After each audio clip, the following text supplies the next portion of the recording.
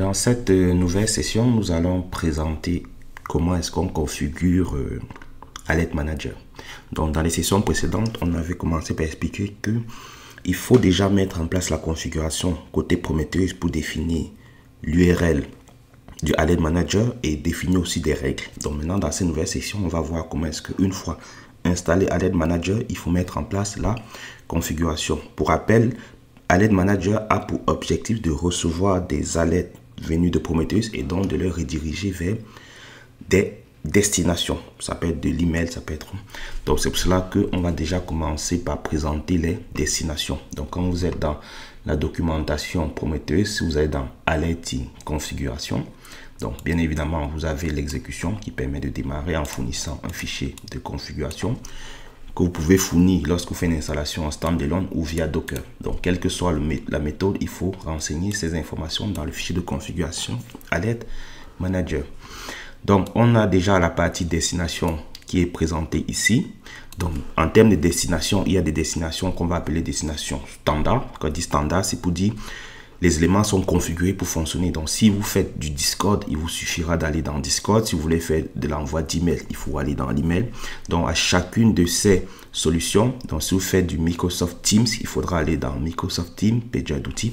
Donc pour chacune des solutions, vous devez choisir la méthode. Si votre méthode ne figure pas, vous pouvez donc vous référer à la partie Webhook.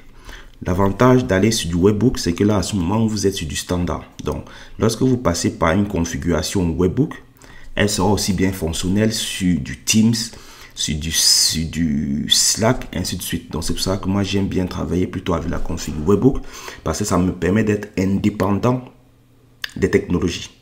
Donc, ça permet que si demain, vous devez travailler, par exemple, avec de Elastic, Elastic aussi peut faire de la notification Webhook. Ça fait que vous pouvez juste définir que j'ai mes Webhooks et quelle que soit la solution de monitoring, d'observabilité que j'ai, je sais que je peux utiliser le même Webhook. Alors que lorsque vous commencez à utiliser les configs spécifiques, c'est bien, c'est facile à mettre en place la config, mais si vous décidez de changer d'outil, il faut refaire totalement la config. Alors que lorsque vous êtes en mode Webhook, vous avez juste à définir les paramètres du Webhook et quelle que soit la solution, ça fonctionne exactement de la même manière. Dans les sessions à venir, on va voir comment est-ce qu'on peut créer un Webhook dans le cas de Slack. Mais si vous faites du Teams, si vous faites autre solution, vous avez aussi la possibilité de faire du Webhook. Donc ça, c'est la partie notification. Donc il faudra configurer pour dire quand je reçois cette alerte, j'envoie un email à telle équipe, ou lorsque je reçois cette alerte, j'envoie un Webhook sur telle plateforme. Donc c'est comme ça qu'on configure les notifications. Une chose aussi très importante lorsque vous allez travailler avec Alert Manager, c'est le concept de routage.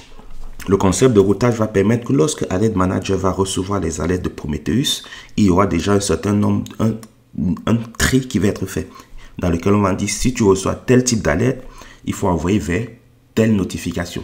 Ça permet que si vous avez des alertes qui doivent être envoyées à l'équipe A, ça ne se retrouve pas chez l'équipe B. Donc il faudra mettre en place des mécanismes de routage. Ça, c'est les choses qu'on fera en TP, dans lesquelles on va essayer de faire plusieurs alertes et on dira cette alerte, il faut que ça aille à l'équipe A et cette alerte aille à l'équipe B pour pouvoir gérer les règles de routage.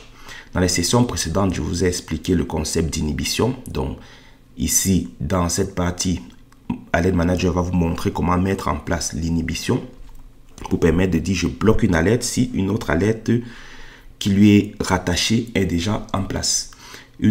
Un autre concept très important, c'est le concept de label matcher. Vous vous souvenez, on a parlé des labels.